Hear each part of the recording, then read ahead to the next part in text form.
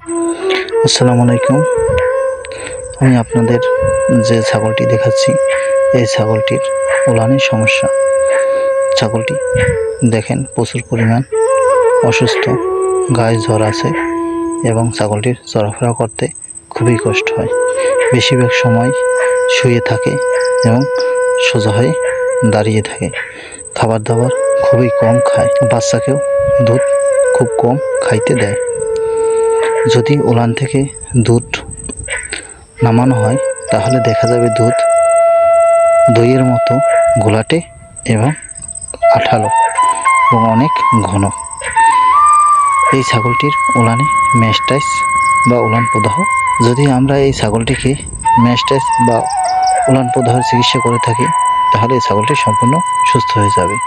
দেখেন, ছাগলটির পেটে অনেক ক্ষুধা আছে, তারপরও পাতা খেতে পারতেছে না।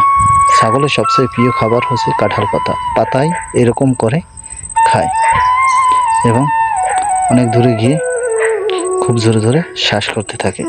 তাই আমরা চিকিৎসা খুব দ্রুত করব। চিকিৎসা দ্রুত করলে খাবার দাবার খাবে এবং আস্তে আস্তে প্রাণীটি সুস্থ হয়ে যাবে।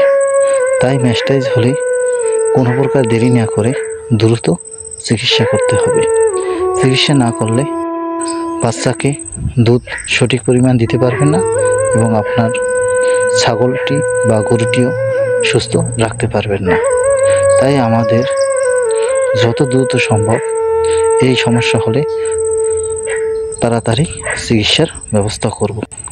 তাই আমি আর বেশি না বাড়িয়ে আজ এ পর্যন্ত, পরে অন্য একটি ভিডিওতে আবার দেখা হবে। ধন্যবাদ।